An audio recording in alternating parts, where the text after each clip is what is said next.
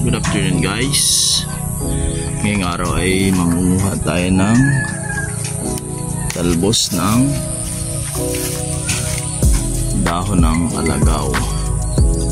Ihahalo natin siya. Ginataang turingan. Napakarami nito guys dito sa ating likod bahay. Ng talbos ng alagaw. So natutunan lang din natin ang pangunguha nito na pwede pala siya sa ginataan, nilatik, kinunot.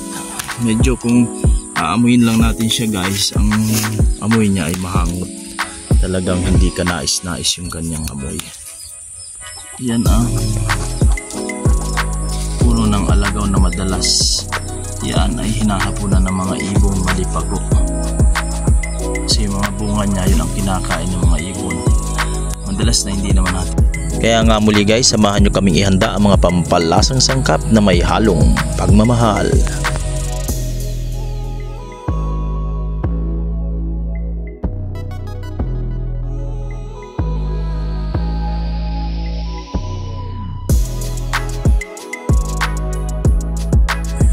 Kaya nga dito guys ay ginayat na ni Mrs. sa mga pampalasang sangkap ng ating delikaseya.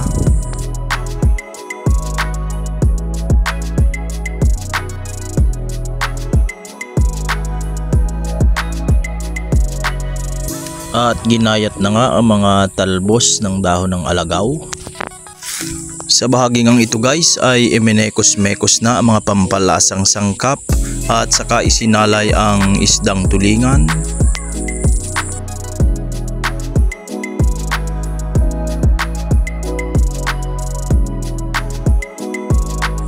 At dito nga guys ay pinigana ni Mrs. ang gatang pampalasa at pampakrema. Bali gagangahin muna natin ang isdang tulingan sa mga pampalasang sangkap.